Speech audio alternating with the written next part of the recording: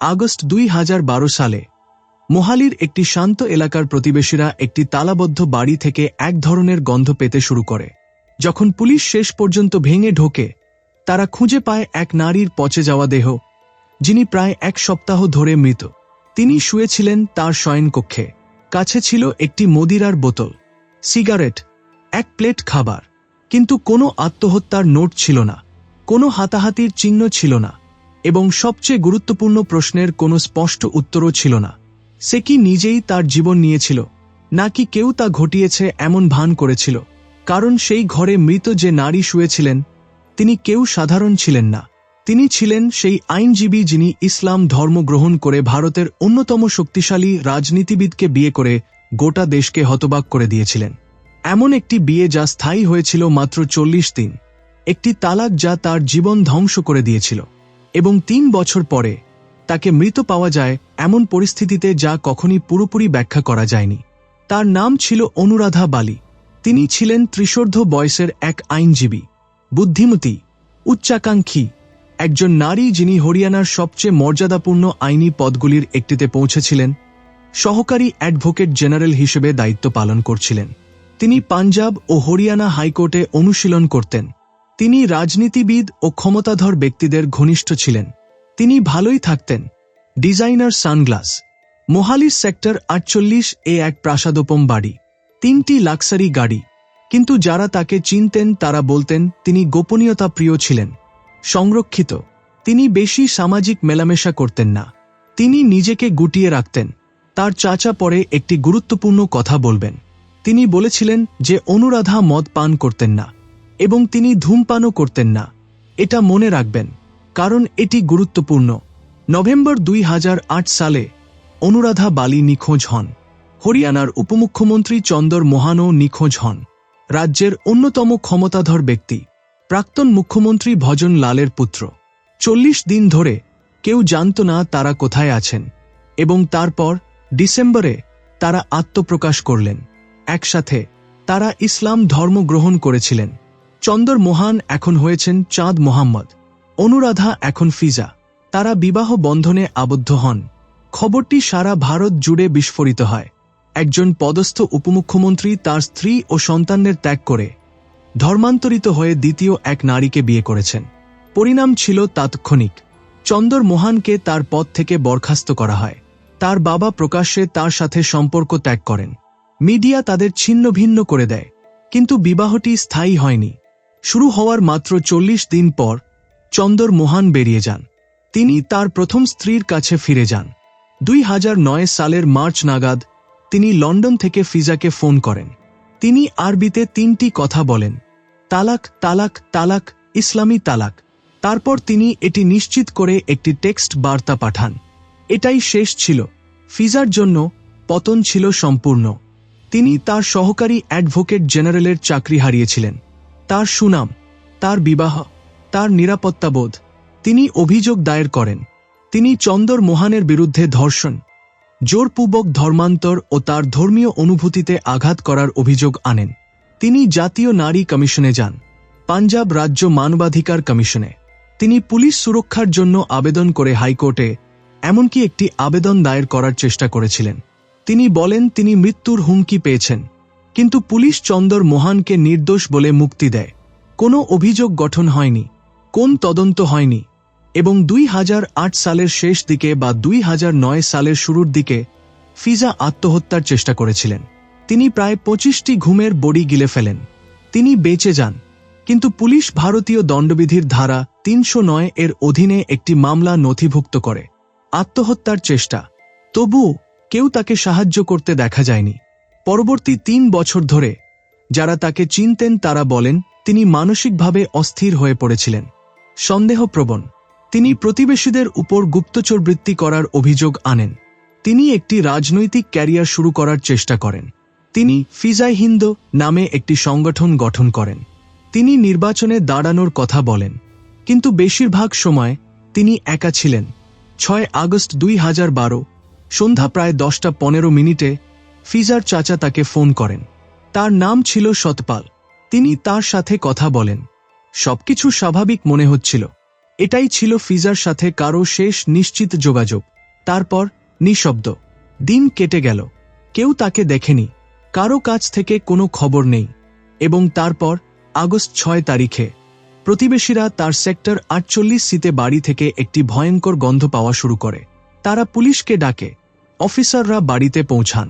দরজা তালাবদ্ধ ছিল, জানালাগুলো নিরাপদে বন্ধ, জোরপূর্বক প্রবেশের কোন চিহ্ন ছিল না। যখন তারা ভিতরে যায়, তারা তাকে খুঁজে পায়। ফিজা শুয়েছিলেন তার শয়নকক্ষে। তার দেহ মারাত্মকভাবে পচে গিয়েছিল। পুলিশ অনুমান করে তিনি 4 থেকে 5 দিন ধরে মৃত ছিলেন। তার মানে তিনি সম্ভবত 1 আগস্ট থেকে 2 আগস্টের মধ্যে কোনো সময় মারা গেছেন। ঠিক শেষ ফোন কলটির সময় তার দেহের কাছে তদন্তকারীরা কয়েকটি জিনিস পেয়েছিলেন: একটি মদের বোতল, সিগারেটের একটি প্যাকেট, 1 প্লেট পাকোড়া, ভারতীয় নাস্তা। কিন্তু কোনো আত্মহত্যার নোট ছিল না, কিছুই লেখা নেই, কোন ব্যাখ্যা নেই। এবং তার চাচা কি বলেছিলেন মনে আছে? তিনি মদ পান করতেন না, তিনি ধূমপান করতেন না। তাহলে সেই জিনিসগুলো সেখানে কেন ছিল? পুলিশ বাড়ি তল্লাশি করে। তারা যা পেল তা ছিল চমকপ্রদ। নগদ 1 কোটি রুপি, অর্থাৎ 1 কোটি টাকা, মুদ্রার নোটের স্তূপ বান্ডিল করে বাঁধা। কিছু বান্ডিলের উপর নাম লেখা ছিল। তারা 1 কিলোগ্রাম 750 গ্রাম সোনার গয়নাও উদ্ধার করে। ফিজা বছরের পর বছর কাজ করেননি। এত টাকা এলো কোথা থেকে? পুলিশ কখনই জানতে পারেনি। সেই প্রশ্নের উত্তর কখনই মেলেনি। কিন্তু আরও কিছু ছিল, আরও অদ্ভুত কিছু। যখন তদন্তকারীরা তার দেহের কাছে পাওয়া জিনিসগুলি পরীক্ষা করেন, তারা কিছুই পাননি। মদের বোতল, বিষের জন্য নেগেটিভ, খাবার নেগেটিভ, বাসনকোসন ও গ্লাস নেগেটিভ, কিছুই দূষিত ছিল না। তাহলে সে কিভাবে মারা গেল? 2012 সালের 8 ও 9 সেপ্টেম্বর 3 ডাক্তারের একটি দল পোস্টমর্টেম সম্পন্ন করে। ডা P.S. ভাট্টি, ডা নীরা বর্মা, ডা সুখবিন্দর কৌর। ফলাফল ছিল স্পষ্ট। মৃত্যুর কারণ অ্যালুমিনিয়াম ফসফাইড দ্বারা বিষক্রিয়া, একটি মারাত্মক কৃষি বালাইনাশক, অত্যন্ত বিষাক্ত। তার দেহে 51% ইথাইল অ্যালকোহলও ছিল, উল্লেখযোগ্য পরিমাণ। কিন্তু এখানেই গুরুত্বপূর্ণ বিস্তারিত। বিষ পাওয়া গেছে শুধুমাত্র তার পেটে, অন্য কোথাও নয়। মদের বোতলে নয়, খাবারে নয়, কোনো পাত্রে নয়, শুধু তার পেটে। চিকিৎসক বোর্ড প্রমাণ পর্যালোচনা করে। তারা একটি বিবৃতি জারি করে। যে ক্ষেত্রে অ্যালুমিনিয়াম ফসফাইড পাওয়া যায়, তার 99% ক্ষেত্রে মৃত্যু হয় আত্মহত্যার মাধ্যমে। কিন্তু সবাই তা বিশ্বাস করেনি। ফিজার ব্যক্তিগত সহকারী সালিম আলভি নামের এক ব্যক্তি নভেম্বর 2012 সালে সামনে আসেন। তার মৃত্যুর 3 মাস পরে তিনি পুলিশের কাছে একটি লিখিত বক্তব্য জমা দেন। তিনি বলেন ফিজা ভয় পেয়েছিলেন, যে তিনি একজন সংসদ সদস্যের হুমকি নিয়ে ভয় পেতেন। তিনি ইঙ্গিত দিয়েছিলেন যে এটি ছিল কুলদীপ বিষ্ণোই, তার প্রাক্তন স্বামীর ছোট ভাই। আলভি দাবি করেন ফিজা ভারতের রাষ্ট্রপতির কাছে একটি স্মারকলিপি জমা দিতে যাচ্ছিলেন, যে সব লোকেরা তাকে হুমকি দিয়েছে তাদের নাম উল্লেখ করে। তিনি তার মৃত্যুকে উচ্চ পদস্থ ব্যক্তিদের দ্বারা সুপরিকল্পিত হত্যা বলে অভিহিত করেন। রঞ্জন লক্ষণপাল নামে এক আইনজীবীও সোচ্চার হন। তিনি সিবিআই তদন্তের দাবি জানান। তিনি বলেন মৃত্যুটি একটি সুপরিকল্পিত খুন। সুতরাং বৈপরীত্যগুলি জমা হতে শুরু করে। বৈপরীত্য 1, ফিজার চাচা দাবি করেন তিনি মদ বা ধূমপান করতেন না, কিন্তু তদন্তকারীরা তার দেহের কাছে একটি মদের বোতল এবং সিগারেট পান। বৈপরীত্য 2, সালিম আলভি দাবি করেন ফিজাকে ক্ষমতাধর ব্যক্তিরা হত্যা করেছে, কিন্তু ফরেনসিক বিশেষজ্ঞরা জোরপূর্বক খাওয়ানোর কোনো প্রমাণ, কোনো হাতাহাতির চিহ্ন এবং সহিংসতার সাথে সামঞ্জস্যপূর্ণ কোনো আঘাত পাননি। বৈপরীত্য 3, ফিজা সম্প্রতি রাজনৈতিক কর্মকাণ্ড এবং মিডিয়া উপস্থিতিতে জড়িত ছিলেন, যা ইঙ্গিত করে যে তিনি তার জীবন পুনর্গঠনের চেষ্টা করছিলেন। কিন্তু তিনি এমন একটি পদ্ধতিতে মারা যান যা সাধারণত ইচ্ছাকৃত আত্মহত্যার সাথে যুক্ত। তাহলে প্রমাণ আসলে কি দেখায়? অ্যালুমিনিয়াম ফসফাইড একটি ধূমায়নক। এটা পোকামাকড় মারতে ব্যবহৃত হয়। এটি বিষাক্ত গ্যাস নির্গত করে এবং এর খুব নির্দিষ্ট বৈশিষ্ট্য রয়েছে। প্রথমত, এটির একটি তীব্র কর্কশ গন্ধ আছে। কেউ তাৎক্ষণিকভাবে লক্ষ্য না করে আপনি এটি খাবার বা পানীয়তে লুকিয়ে রাখতে পারবেন না। দ্বিতীয়ত, এটিকে তরল বা খাবারের মধ্যে কার্যকরভাবে মেশানো যায় না। বিষাক্ত প্রভাব আসে এটি যে গ্যাস নির্গত করে তার থেকে। আপনি যদি এটি দ্রবীভূত করার চেষ্টা করেন, এটি তার শক্তি হারায়। তৃতীয়ত, যদি কেউ আপনার মুখে জোর করে ঢুকানোর চেষ্টা করে, তবে এটি পোড়া সৃষ্টি করে। গলা ও মুখের ক্ষতি, দৃশ্যমান আঘাত। পোস্টমর্টেমে তার কিছুই পাওয়া যায়নি। কোনো পোড়া নেই, গলার ক্ষতি নেই, কোন আঘাত নেই, কোনো হাতাহাতির চিহ্ন নেই। বিষ ছিল শুধু তার পেটে। স্বেচ্ছায় আপনি যা গিলবেন তার সাধারণ স্থান। পুলিশের সিদ্ধান্ত ছিল স্পষ্ট। 2012 সালের 10 September senior superintendent of police Gurpreet Singh Bhullar একটি বিবৃতি দেন। সমস্ত প্রমাণ নির্দেশ করে যে ফিজা মোহাম্মদ আত্মহত্যা করেছিলেন। কোনো গোলযোগ নেই, কোন হত্যা তদন্ত নেই। মামলাটিকে ফৌজদারি কার্যবিধির ধারা 174 এর অধীনে অপ্রাকৃতিক মৃত্যু হিসেবে শ্রেণীবদ্ধ করা হয়। কিন্তু কিছু বিষয় কখনই ব্যাখ্যা করা হয়নি। সে বিষ কোথা থেকে পেল, কোন পাত্র পাওয়া যায়নি, কোন প্যাকেজিং নেই, কোন মোড়ক নেই, সে এটি কিনেছে এমন কোন রসিদ নেই। পুলিশ কখনই উৎসের সন্ধান পায়নি। কোনো আত্মহত্যার নোট কেন ছিল না। যারা তাদের মৃত্যুর পরিকল্পনা করে তাদের বেশিরভাগই কোনো না কোনো বার্তা রেখে যায়। ফিজা কিছুই রাখেনি। টাকার ব্যাপারটা কি? নগদ 1 কোটি টাকা। এটা কোথা থেকে এসেছে? বান্ডিলের উপর নামগুলো কে লিখেছে? পুলিশ এটি বাজেয়াপ্ত করে, কিন্তু তারা কখনই এটি ব্যাখ্যা করেনি। এবং অ্যালকোহল সম্পর্কে কি? যদি তিনি মদ পান না করেন, যেমন তার চাচা বলেছিলেন, তাহলে তার দেহে 51% ইথাইল অ্যালকোহল কেন ছিল? বিষ খাওয়া সহজ করতে কি তিনি এটি পান করেছিলেন, নাকি তার চাচা ভুল বলেছিলেন? কেউ জানে না। মামলা তদন্তের জন্য একটি বিশেষ অনুসন্ধান দল গঠন করা হয়। তারা সপ্তাহ ধরে তাদের কাজ চালিয়ে যায়, হয়তো মাস। কিন্তু চূড়ান্ত প্রতিবেদন কখনো প্রকাশ্যে আনা হয়নি। তদন্ত শুধু থেমে গেল। কোনো অভিযোগ দায়ের করা হয়নি, কোনো গ্রেপ্তার করা হয়নি, কোন বিচার হয়নি। সালিম আলভির সংসদ সদস্যের হুমকির অভিযোগ, তদন্ত হয়নি। রঞ্জন লক্ষণপালের সিবিআই তদন্তের দাবি, উপেক্ষিত। মামলাটি বন্ধ হয়ে যায়, ফাইলে ভরে দেওয়া হয়, ভুলে যাওয়া হয়।